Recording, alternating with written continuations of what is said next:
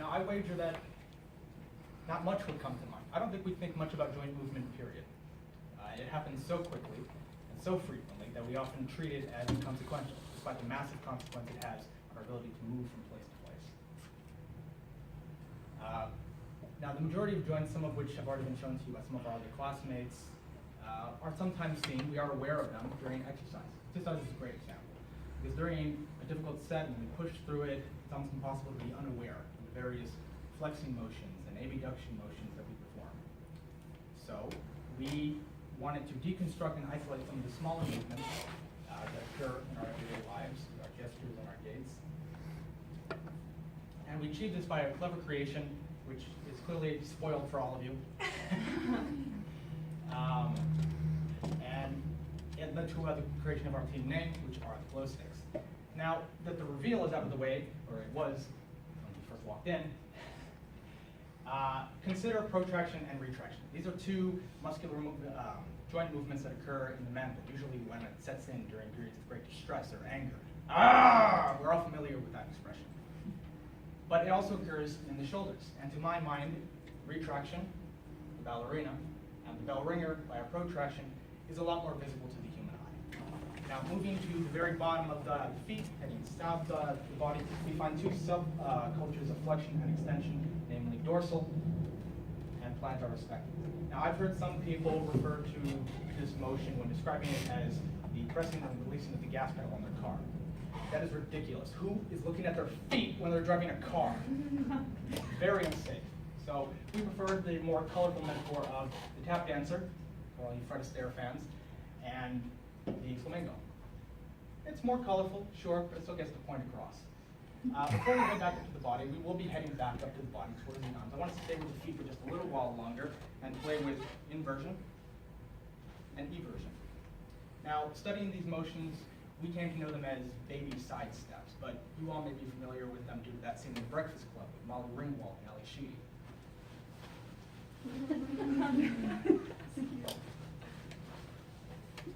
But back to the arms, where we find the likes of pronation and supination. Now, these two movements are most often seen when we put our hands on a doorknob, just opening doors in our everyday lives. But in a more martial sense, they're also used for pulling. Take a rope, case in point.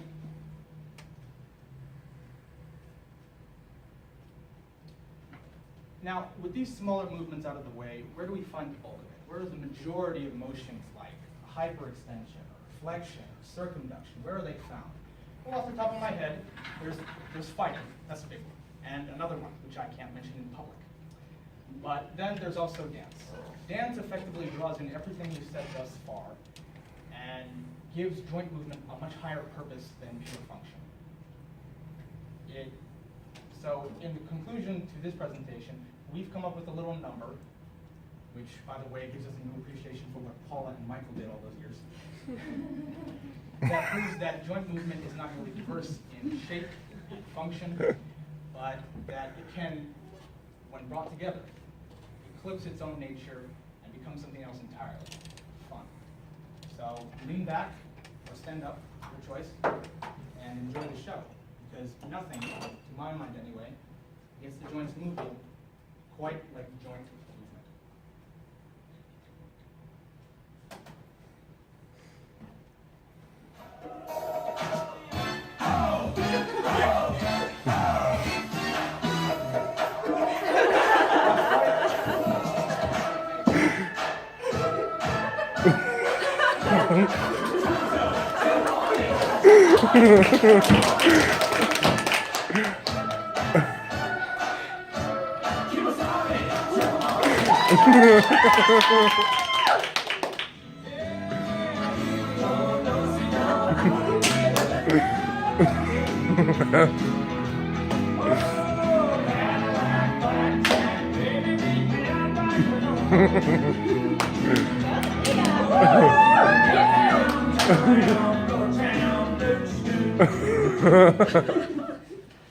What is love?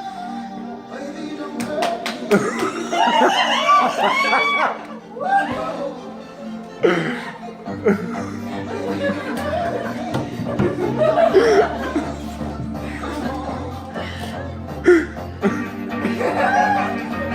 Go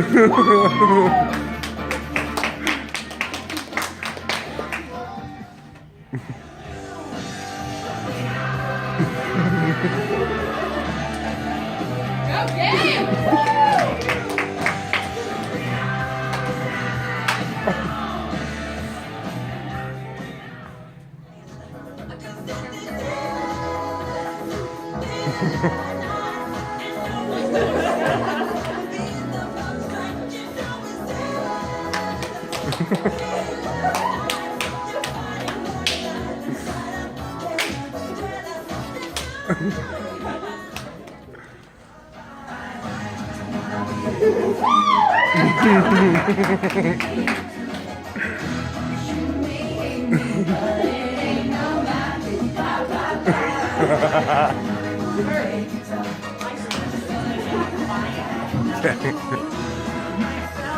Can you turn it down?